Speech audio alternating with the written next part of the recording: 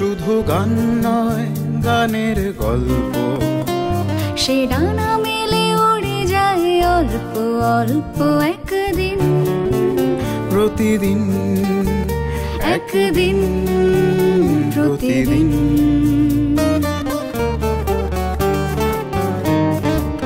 কেন সে গান গায় সে কথা অজানা, সে সর সন্ধির সন্ধিতে নিশানা।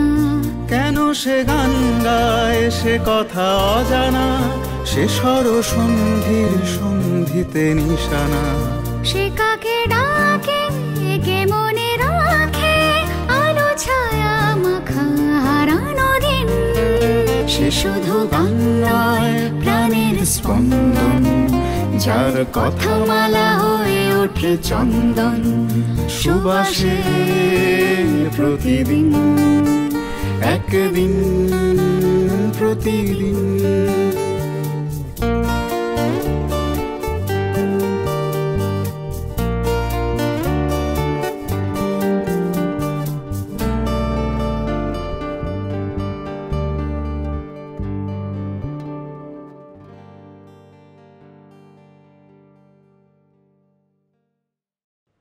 ঠিক এই মুহূর্তে বা এই সময় প্রত্যেকটা একটা সেট অফ মাইন্ড তোমার যা আছে, মুড।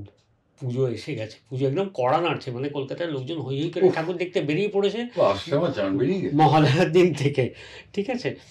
তো সেই সব মিলিয়ে বা পুরনো নস্টালজিয়া, পুজোর গান, ঠিক কোন গান দিয়ে তুমি শেষ করতে চাইবে?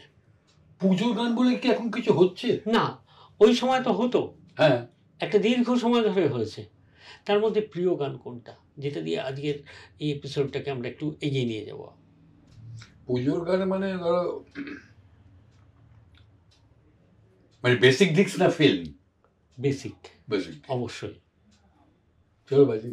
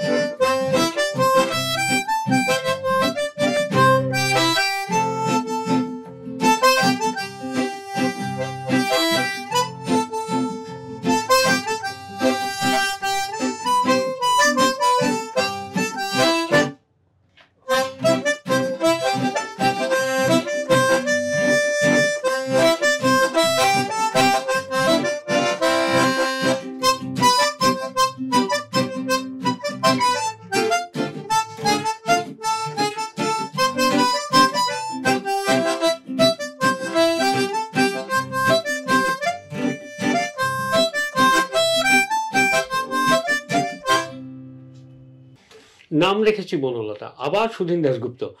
এই মানুষটা না একবার সুধীন দাশগুপ্তে আচ্ছন্ন হয়ে থাকে। এখানেই শেষ নয়, আমরা পুজোতে আসবো, পুজোর পরে আসবো, প্রতি মুহূর্তে প্রতিনিয়ত এই গানটির ঘরে আমরা আসব। আর এই মানুষগুলোকে নিয়ে যারা নিজের আস্ত আর্কাইভ, যারা একটা বইয়ের মতো, সেই না পড়া বইয়ের মতো, মলাট না খুললে বোঝা যাবে না যে কি আছে ভেতরে। আপনারা পড়বেন, আমরা তো পড়ছি।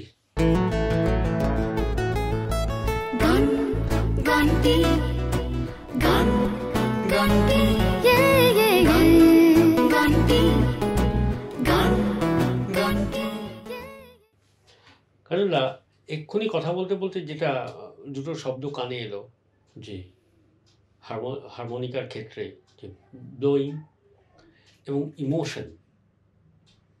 আচ্ছা, আমার কোথাও একটা মনে হয় যে ব্লোয়িং এবং ইমোশন কলকাতার একটা মিউজিকের মধ্যে কোথাও মিশে আছে বোধহয়। তোমার ঠিক কি মনে হয় যে কলকাতার যে সমস্ত মিউজিক, যে অ্যাংলো ইন্ডিয়ানদের রেখে যাওয়া মিউজিক, বা তাদের যে একটা স্কুলিং, তাদের একটা ফ্লেভার, যে ইংরেজরা চলে যাওয়ার পর সে ওয়েস্টার্ন মিউজিকের কালচার, আর কলকাতায় অদ্ভুত একটা ডাইভার্সিটি, যেখানে কোথাও একটা দিকে পাড়ায় জলসা হচ্ছে, কোথাও পার্ক স্ট্রিটে একটা গান বাজনা হচ্ছে, আবার কোথাও রবীন্দ্রসঙ্গীত হচ্ছে, কোথাও ইন্ডিয়ান ক্লাসিক্যাল হচ্ছে, ডোভালেন হচ্ছে।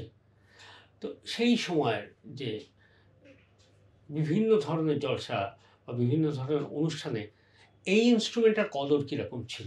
প্রচুর বাজাতে। আচ্ছা আচ্ছা, আমরা তো কম বাজাতাম, হ্যাঁ, কিন্তু মিলনদারা প্রচুর প্রোগ্রাম করতেন। একটা গিটার বড় অ্যাকর্ডিয়ন মুরকিরা বাজাতেন মিলনদার সঙ্গে। আচ্ছা, খোকনদাও বাজাতো। তা তখন ইনস্ট্রুমেন্টালের একটা এই ছিল, মানে একটা ক্রেজ ছিল। এখন যেটা একদম সব কমটি হয়ে গেছে, যে এটাই একটা গানকে রিপ্রেজেন্ট করছে বা একটা খুব চেনা মিউজিক বা একটা একদম নতুন ধরনের একটা ইনোভেটিভ মিউজিককে এই ইনস্ট্রুমেন্টের মধ্যে নিয়েছে। সেরকম কোনো স্মৃতি মনে আছে অনুষ্ঠানে বাজানোর, ওই কম বয়সে 70-এর দশক? কম বয়সে একটা স্টেজে উঠলে লোকে একটা গানই বলতো, হ্যাঁ আপনার দিল। তাই? তা আমরা বলছি হ্যাঁ আপনার দিল, হ্যাঁ আমাদের দিলও চাইছে এখন একটু যাই না গানটায়। সি, এটা কার কম্পোজিশন? শচীন দেব বর্মন। আচ্ছা, আর হারমোনিকাটা বাজানো আর.ডি. বর্মনের। এটা শোনা গেছে উনি নাকি অসামান্য এক হারমোনিকা প্লেয়ার ছিলেন। ওরে বাপরে বাপ, প্রচুর ছবিতে বাজিয়েছে। প্রচুর ছবিতে লক্ষ্মীকান্ত ম্যান্ডোলিন বাজাতেন, উনি হারমোনিকা বাজাতেন। মিলনদা ওপেনারে অ্যাসিস্ট্যান্ট ছিলেন, মিলনদা বাজাতেন। কিন্তু মিলন দুঃখ করতো, জানো তো গাজর, শচীন কর্তা কোনোদিন আমায় রিহার্সাল করে ও মিলন এটা পঞ্চম বাজাইব। আচ্ছা, একটা টিপিক্যাল টাইপের বাজাতো, কিন্তু ভীষণ ব্রাইট, একটা অদ্ভুত ব্রাইটনেস সেই বাজনার মধ্যে, অত বছর আগের বাজনা। আমরা একটু শুনি, আমরা একটু শুনি।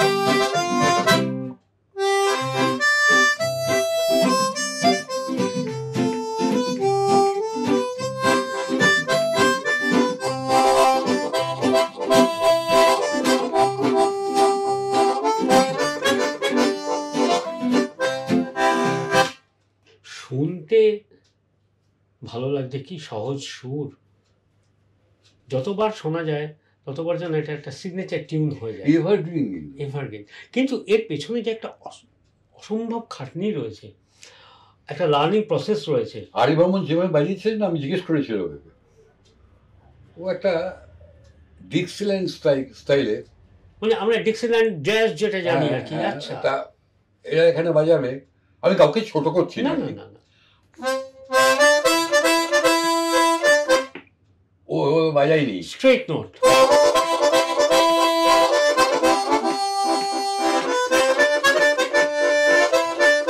এবং হারমোনিকাতে যেহেতু সি হারমোনিকাতে সি মেজর আর ডি মাইনার হয়, ও প্রপার জায়গায় কিন্তু ওইখানে টাংটা ইউজ করতো কর্ড।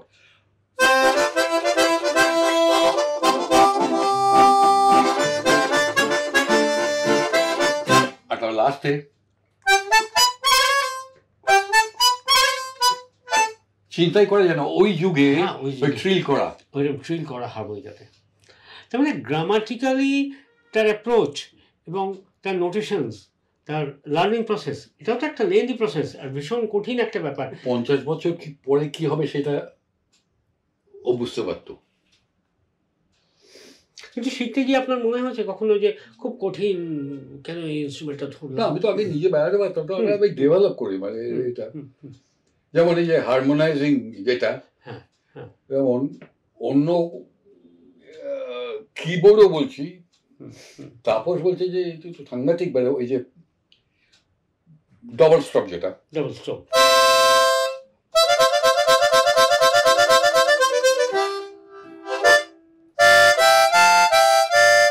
এখানে হারমোনিয়াম কেউ করে না। It's very difficult.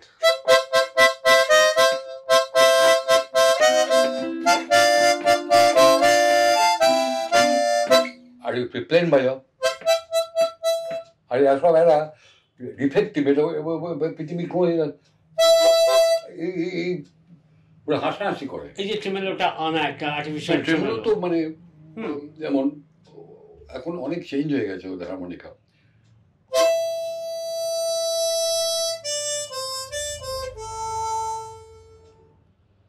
তুমি এ মাইনার দাও, মানে এটা তো একটা এর মতো হয়ে গেছে সোলের ওই পার্টটা।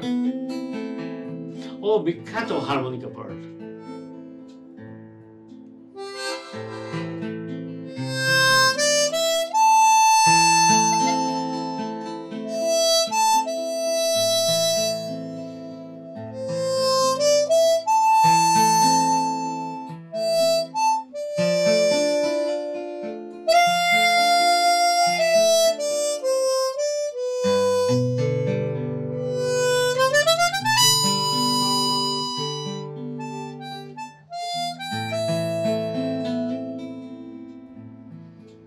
কি অপূর্ব কম্পোজিশন!